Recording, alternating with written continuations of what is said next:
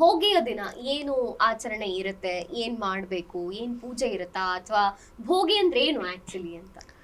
ಈಗ ಭೋಗಿ ಹಬ್ಬ ಅಂತ ಅಂದರೆ ಏನು ಅಂತ ಹೇಳಿದ್ರೆ, ನಮ್ಮಲ್ಲಿರುವ ನಕಾರಾತ್ಮಕ ಒಂದು ಗುಣಗಳನ್ನಿರಬಹುದು ಅಥವಾ ನಕಾರಾತ್ಮಕ ಒಂದು ವಿಚಾರಗಳನ್ನಿರಬಹುದು ಸುಟ್ಟು ಹಾಕುವಂಥ ಹಬ್ಬ ಇದು ಅಂತ.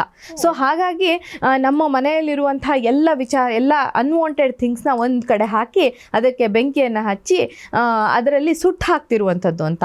ಅದು ನಾವು ಒಂದು ಇದು ಏನು ಒಂದು ಸಿಂಬಾಲಿಕ್ ಆಗಿ ನಾವು ಹಳೆಯ ವಸ್ತುಗಳನ್ನು ಸಾಂಕೇತಿಕವಾಗಿ ನಾವು ಅದನ್ನು ಹಾಕ್ತೀವಿ.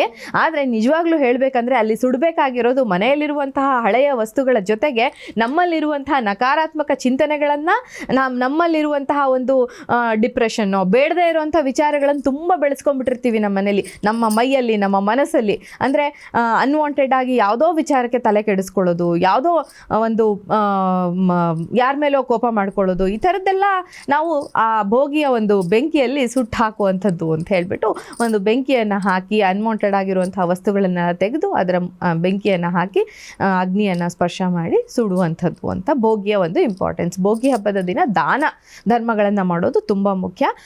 ನಾವು ಚಿಕ್ಕ ವಯಸ್ಸಲ್ಲಿದ್ದಾಗ ನಮ್ಮ ಊರಿನಲ್ಲಿ ಈ ಏನು ಹೇಳ್ತೀರಾ ಕುಂಬಳಕಾಯಿ ಈ ಹಬ್ಬದಲ್ಲಿ ಸ್ಪೆಷಲ್ ಯಾವಾಗಲೂ ಅಷ್ಟೇ. ಏನು ಗೊತ್ತಾ, ಈ ಒಂದು ಸೀಸನಲ್ ಫ್ರೂಟ್ಸ್ ಅಂತ ಹೇಳ್ತೀವಿ, ಸೀಸನಲ್ ಒಂದು ವೆಜಿಟೇಬಲ್ಸ್ ಅಂತ ಹೇಳ್ತೀವಿ, ಸೀಸನಲ್ಲಿರುವಂಥ ಕಬ್ಬು, ಈ ಸೀಸನಲ್ಲಿ ಬರುವಂಥದ್ದು, ಇವಾಗ ತಾನೇ ಹೊಸದಾಗಿ ಬೆಳೆದಂಥ ಕಬ್ಬು, ಇದನ್ನೆಲ್ಲ ದಾನ ಮಾಡುವಂಥದ್ದು ಒಂದು ಭೋಗಿಯ ವಿಶೇಷತೆ. ಅದರಲ್ಲೂ ಭೋಗಿಯ ದಿನ ದಾನ ಧರ್ಮಗಳನ್ನು, ಯಾವುದೇ ವಸ್ತುಗಳನ್ನು ದಾನ ಮಾಡೋದು ತುಂಬ ಮುಖ್ಯ ಒಳ್ಳೆಯದು ಅಂತ. ಇನ್ನು ಭೋಗಿಯ ದಿನ ಬಾಗಿಣವನ್ನ ಕೂಡ ಕೊಡ್ತಾರೆ ಮುತ್ತೈದೆಯರಿಗೆ ಅಂತ ಇರೋದಲ್ವಾ?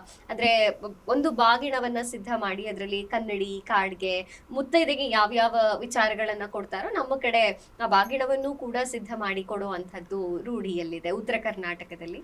ಜೊತೆಗೆ ಭೋಗಿಯ ದಿನ ಮಲಗುವಾಗ ಅಂತ ಅನ್ಸತ್ತೆ ಕಾಡಿಗೆಯನ್ನ ಹಾಕಿಕೊಂಡು ಅವತ್ತು ಮಲಗಬೇಕು ಅನ್ನುವಂತ ಆಚರಣೆಯೂ ಕೂಡ ನಮ್ಮ ಉತ್ತರ ಕರ್ನಾಟಕ ಭಾಗದಲ್ಲಿ ಇರುವಂತದ್ದು. ಒಟ್ಟಾರೆ ಭೋಗಿಯ ದಿನದಿಂದ ಸಂಕ್ರಾಂತಿ ಆರಂಭ ಆಗುತ್ತೆ. ಹೌದು.